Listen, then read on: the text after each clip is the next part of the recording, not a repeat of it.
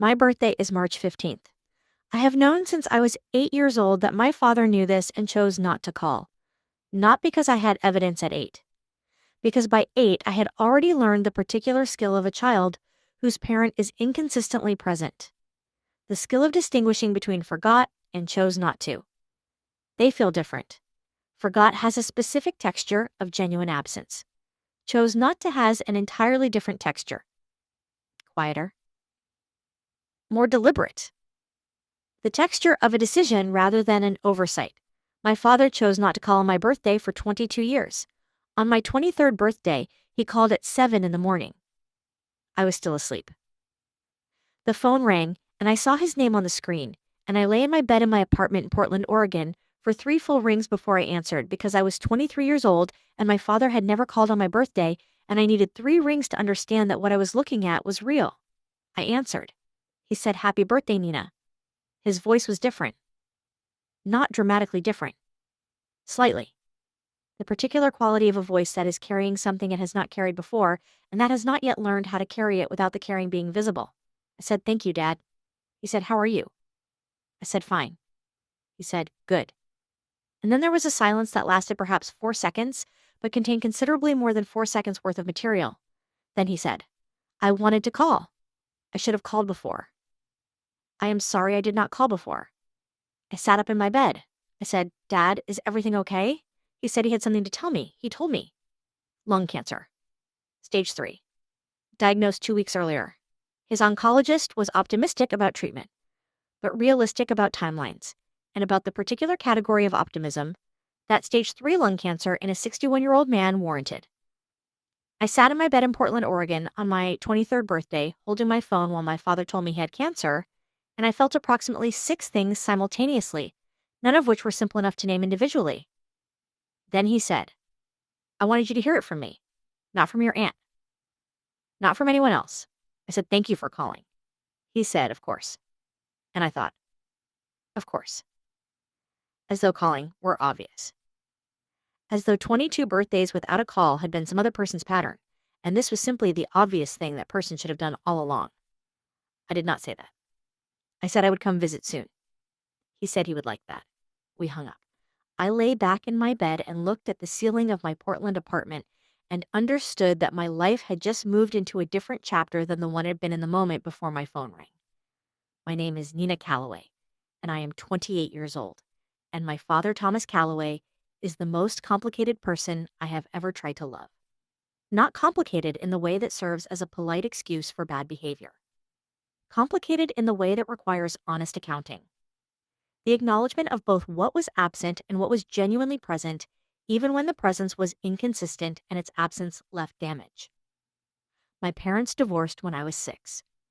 My mother, Rachel, moved us to Portland from Denver, where we had lived during the marriage and where my father continued to live after it ended. She had family in Portland. She had a job offer in Portland. She had the particular focused determination of a woman who had been unhappy in a marriage for longer than she had admitted it to herself, and who was now moving toward the life she actually wanted with the energy that clarity produces. She did not speak badly about my father in my presence, like Sophie's mother. Like so many of the mothers in these stories who understood that their feelings about the man they had left were theirs to manage and not their child's to carry. She raised me well. She raised me with the specific tools. The honesty, the discipline, the capacity to hold complicated things without needing to resolve them into something simpler that I would need for everything that followed. My father stayed in Denver. He was a civil engineer, good at his work, respected by colleagues. The kind of man who could solve complex structural problems with focused intelligence and who found the structural problems of human relationships considerably more difficult to navigate. He called every few weeks when I was young. Not every week. Every few weeks.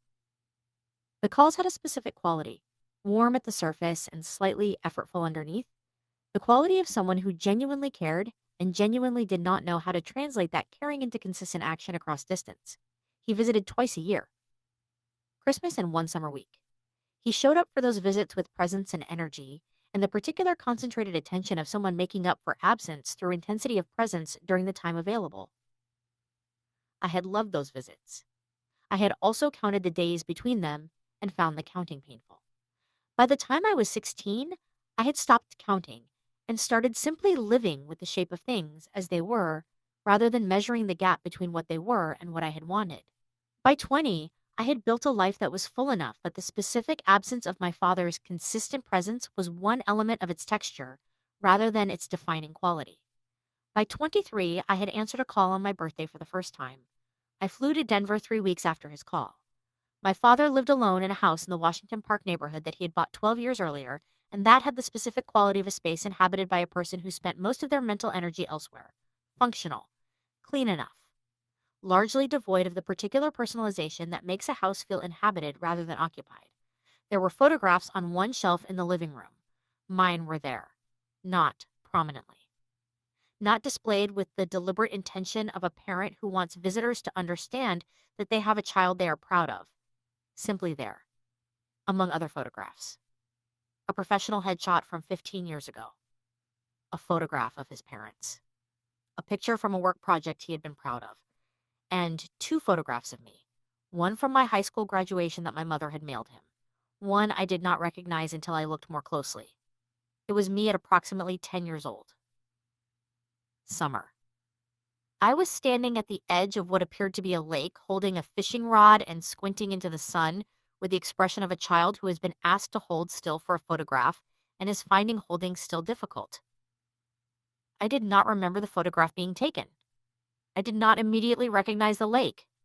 Then I did. It was from the summer visit when I was 10. The one where my father had rented a cabin outside Denver for the week, and we had gone fishing every morning before it got too hot, and he had taught me to identify different types of trout, and I had mostly ignored the fishing to look at the rocks in the shallow water near the bank, because the rocks were more interesting to me than the fish. He had kept that photograph for 18 years. I was looking at it when he came into the living room. He saw me looking at it. He said, "Do you remember that week?" I said yes, the rocks. He almost smiled. "That's right. You kept dropping the rod to look at the rocks." I said the rocks were more interesting. He said, "I know. I should have just let you look at the rocks." We looked at the photograph together for a moment. Then he said, "Come sit down. I want to talk to you." We talked for 3 hours that first visit. Not about the cancer primarily. About the 22 years. My father talked with the specific honesty of someone who has received a diagnosis that has removed certain options and who is using the removal of those options as permission to say things that had been waiting to be said. He talked about the divorce, about what it had felt like from his side, the particular failure of a man who had understood at some level that he was not providing what the marriage needed and who had responded to that understanding by withdrawing further rather than addressing it, the particularly male version of a spiral that produces exactly the outcome it is trying to avoid. He talked about the phone calls that became less frequent. He said, "I told myself you were fine. Your mother was good. You were fine." The calls felt forced, and I let the feeling of forcedness become the reason to call less rather than the reason to work harder at the calling. I listened, he said. "I knew your birthdays. I knew everyone. I thought about calling every year. Something always stopped me." I said, "What stopped you?" He was quiet for a moment. Then he said, "Fear, I think, that you would be cold, that I had left it too long, that the call would confirm rather than repair." I said, "So you didn't call?" He said, "So I didn't call." I looked at him. I said, "Dad, calling would have been better than not calling even if I had been cold." He said, "I know that now." I said, "You knew it then too." He was quiet. Then he said, "Yes, I knew it then too. I just couldn't make myself do it." That honesty cost him something. I could see it cost him something. The specific cost of saying a true thing that reflects badly on yourself to the person you reflected badly upon. I respected it. I said, "Thank you for telling me that." He looked at me. He said, "I am trying to tell you the true things. Before I can't." I said, "I know." He said, "There are a lot of true things." I said, "We have time." He said, "I hope so." He looked like he meant both things simultaneously, the hope and the uncertainty underneath it. The treatment began in April. Chemotherapy followed by radiation, followed by the particular suspended waiting of someone moving through a protocol and watching for evidence of whether the protocol is working. I flew to Denver every 6 weeks. Not for long visits. 4 days at a time. Long enough to be genuinely present rather than symbolically so. Short enough that my job in Portland. I worked as a landscape designer for a firm that did residential and commercial work. Could accommodate the absence. My boss, a woman named Carol, who had known me for 4 years and who had the specific quality of someone who managed her team by understanding them rather than monitoring them, said take whatever time you need. I took the time I needed. My father and I had a routine during those visits. Mornings we went for walks if he was feeling well enough. Washington Park had a specific morning quality that I came to know during those months. The light coming through the trees at the particular angle, that Denver light comes through trees, the lake at the center of the park reflecting the sky with the specific accuracy of still water. We walked slowly. He talked. He told me things about his life before I existed. About growing up in Tucson, about choosing engineering, about meeting my mother in graduate school in Colorado, and the particular sequence of choices and circumstances that had produced the marriage, and then the divorce, and then the 40 years of inconsistent distance. He told me about relationships I had not known about. A woman named Sandra he had been with for 4 years in my early 20s who had wanted children, and whose wanting had clarified for him that he had not finished understanding his relationship with the child he already had. He said that relationship had ended in a way that cost him considerably, and that he had spent the years after it trying to understand why he kept choosing distance over the harder work of presence. He said he had not fully understood until the diagnosis. I said, "What did the diagnosis clarify?" He said, "That the time was the thing. That the time was always the thing. And I kept acting as though there was more of it than there was. We walked around the lake. He said, "You turned out well, Nina." "That has nothing to do with me." I said, "It has some things to do with you." He looked at me sideways. I said, "The week at the cabin, the fishing, and the rocks. Those things went into me." He was quiet. Then he said, 2 weeks out of 22 years. I said, 2 weeks can go a long way if they're real. He thought about that for a moment. Then he said, "Your mother gave you the tools. I gave you the rocks." I laughed. He laughed too. Real laughter. Unhurried. The kind that arrives when two people have been honest enough with each other that laughter becomes available again. And that was the best morning of those 6 months. He finished treatment in July. The follow-up scans in August produced a result that his oncologist described as better than expected, and that my father described on the phone as not done but not immediately catastrophic, which was his version of cautious optimism. I flew to Denver in September. He looked better than he had in April. Not well. Treatment extracts something that takes a long time to return even after the treatment is over, but more present, more himself. We sat on his back porch in the September evening, and he said he had been thinking about something. I said, "What?" He said he wanted to tell me something he had been considering telling me for 2 months and had kept not telling me because he was uncertain how it would land. I said, "Tell me." He said, "I want to call on your birthday, every year.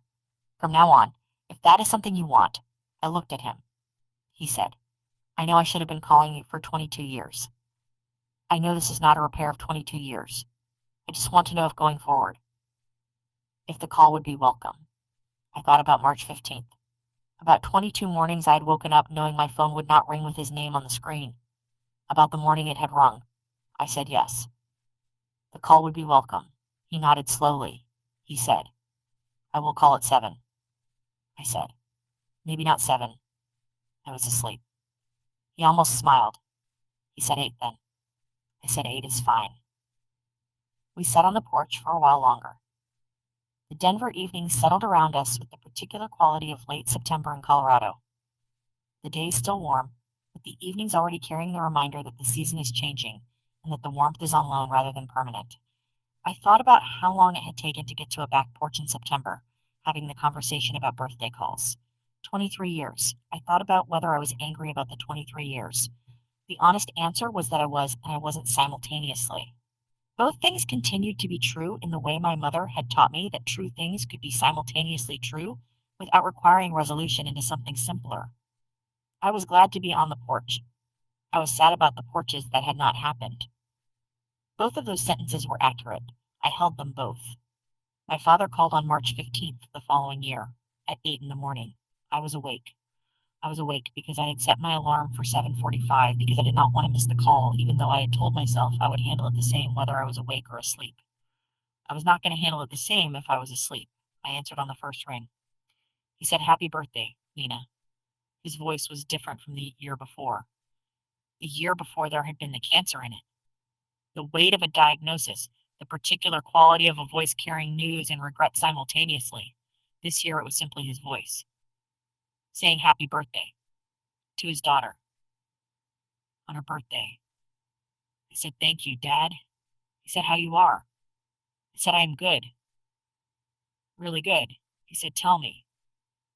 So I told him about the project at work that had gone well, about a hike I'd done the week before in the Columbia River Gorge, where the light in February does something extraordinary to the basalt formations, and where I had stopped for 20 minutes just to look at the rocks, the way I had stopped at the lake at 10 years old to look at the rocks in the shallow water. He listened. When I finished, he said, "You still look at the rocks." I said, "I still look at the rocks." He was quiet for a moment.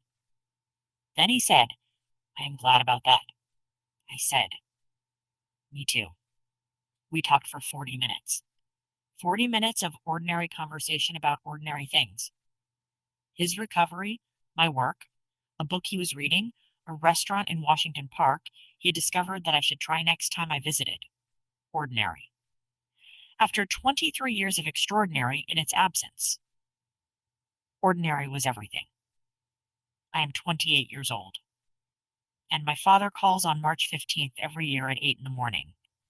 He has called for 5 years now, not just birthdays, regularly, every few weeks.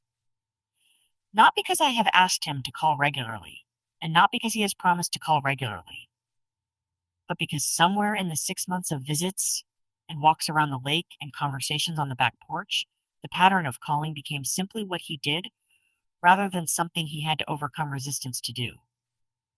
The resistance did not disappear. I am being honest about this because I think the honest version is more useful than the version where a cancer diagnosis produces an immediate and complete transformation of a person's emotional habits. The resistance diminished.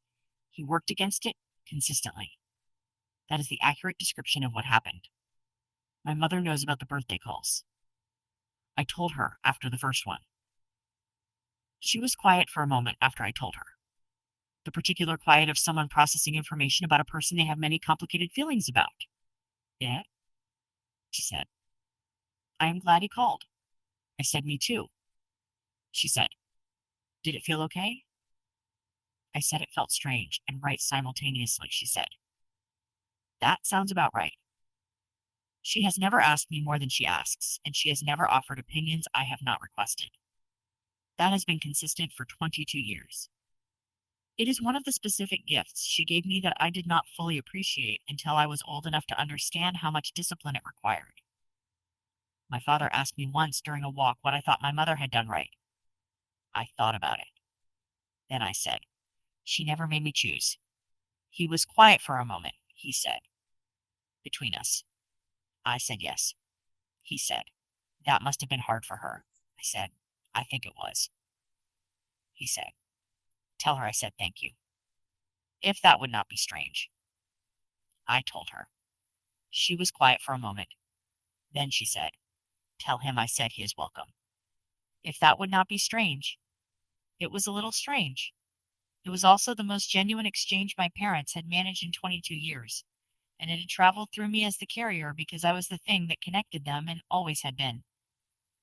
I carried it both directions. That felt correct. I go to Denver twice a year now.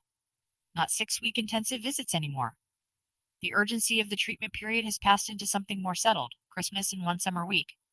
The same cadence as childhood, but different in its texture, because I am 28 rather than 8, and the visits are chosen rather than scheduled, and the time we spend is filled with the particular quality of two people who are learning each other rather than the quality of two people managing the performance of a relationship. We went fishing last summer. Not seriously. My father is not strong enough for the kind of fishing he used to do. We rented a rowboat on a reservoir outside Denver and sat in it for 3 hours in the June sun with rods in the water, and mostly talked while the fish declined to participate. I looked at the rocks on the bottom of the reservoir. He watched me look at them. He said, the rocks are good here. I said they are excellent, actually. He said, what do you see? I told him. I told him about the way the light refracted through the shallow water and moved across the surface of the stones, and about the specific colors that were only visible from directly above, and about the way the current moved the sand between them in patterns that changed constantly, but looked from above as though they had always been exactly that way. He listened. He said, I should have let you drop the rod more. I said you let me drop it enough. He said, 2 weeks and 22 years. I said, and 5 years of birthday calls and 2 visits a year and walks around the lake in the morning. He was quiet. Then he said, "We are making up time."